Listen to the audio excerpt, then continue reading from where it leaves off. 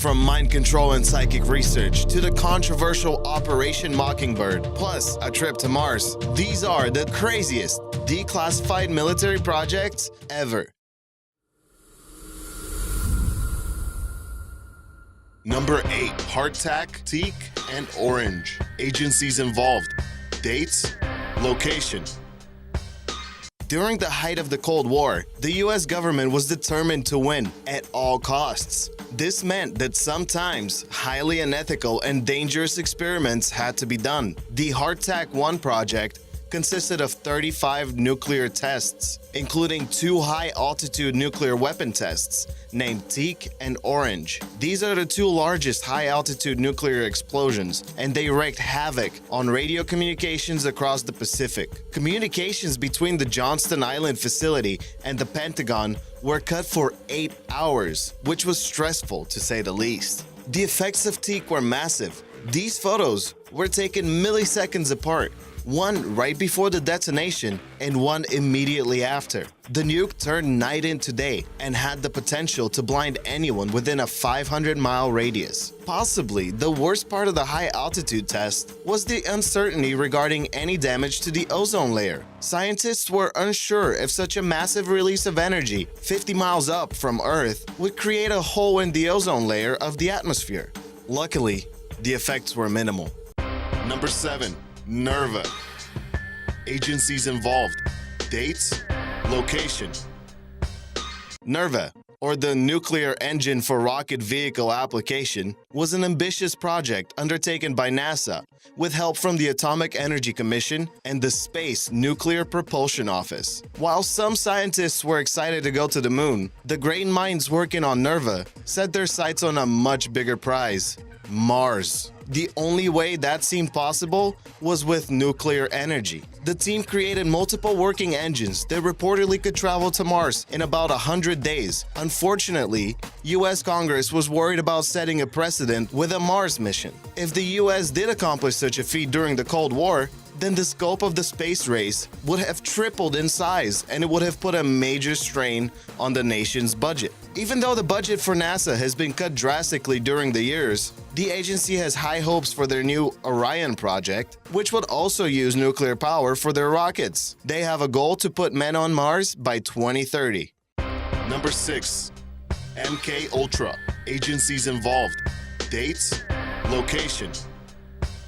The Scientific Intelligence Division of the CIA and the Special Operations Division of the U.S. Army's Chemical Corps spent 23 years experimenting on human subjects. The program was concerned with the total control of the human mind and behavior. MK Ultra infiltrated college campuses all around the U.S. and, under the guise of scientific research, conducted highly unethical tests on subjects. The primary goal was finding a truth serum for interrogation and a mind control pill to be used on foreign leaders.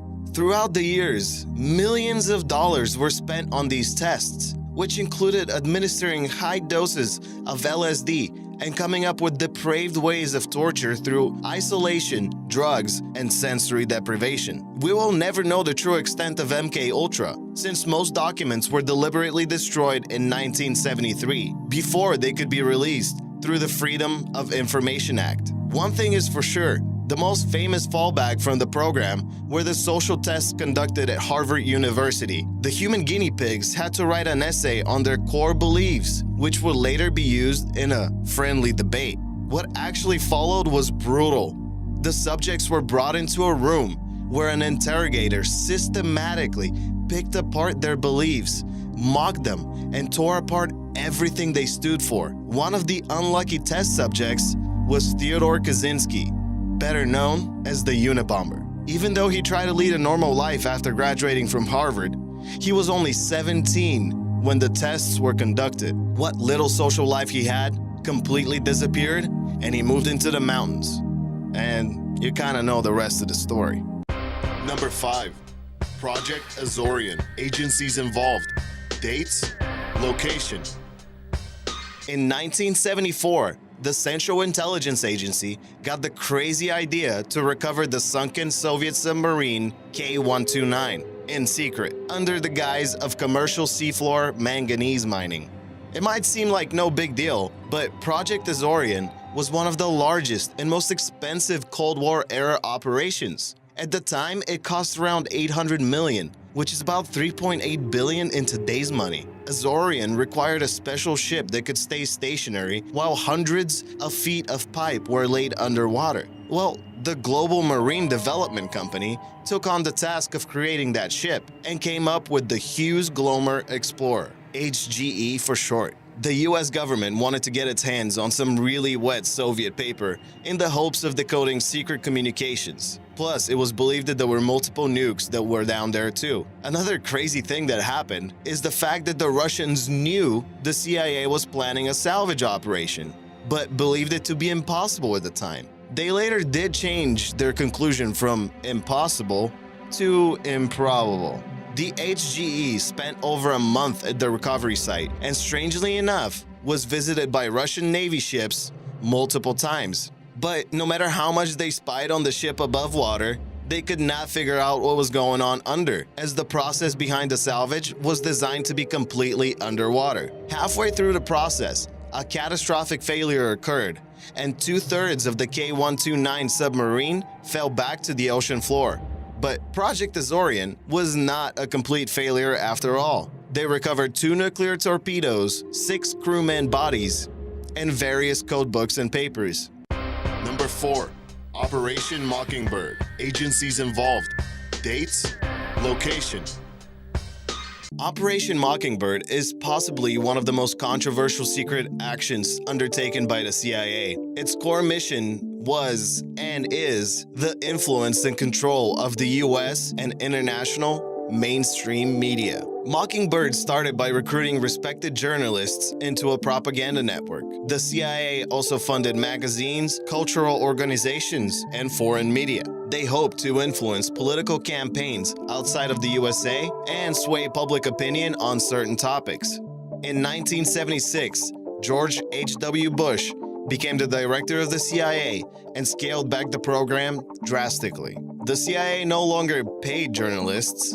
Now they just counted on the journalists' voluntary cooperation. Now, it might get a bit confusing since the only reference to this operation as Mockingbird did not come from the CIA itself. It was later found that the CIA referred to it as Operation Family Jewels. I'm sure there is an awesome acronym for that.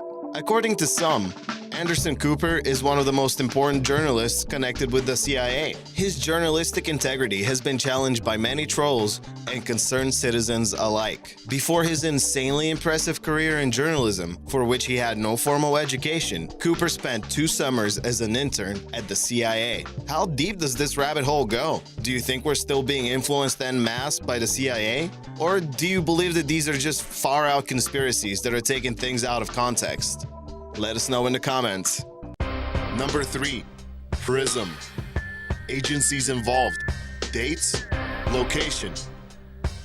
For decades, conspiracy theorists have warned about mass surveillance systems being used in the USA, but they never had any substantial evidence for them. That all changed when Edward Snowden, a private defense contractor, spilled the beans on PRISM, the biggest clandestine surveillance program, which is a weird way of saying something is being done in secret.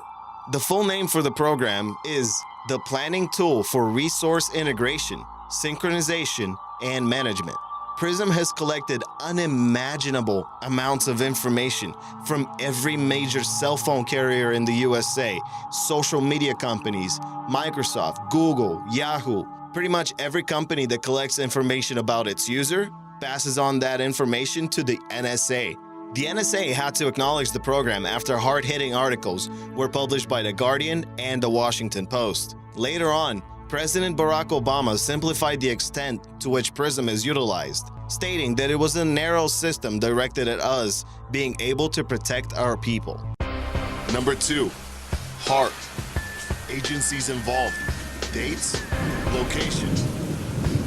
The official program for the high-frequency active auroral research started in 1990. The first facility was built in Alaska in 1993. On the surface, the main goal of the facility was to find an efficient way to control the ionosphere, a thin layer in our atmosphere that reflects a great amount of high-frequency radio signals. Many people theorize that by controlling the ionosphere, the government has a direct way of controlling the weather anywhere in the world. Now, this is where it gets controversial, and the line between conspiracy and reality kind of blurs. The research at the Alaska location has proven very effective, and a U.S. Air Force official stated that HAARP had been successful in learning how to control the ionosphere. The comment happened during a 2014 congressional hearing on defunding the Alaska facility.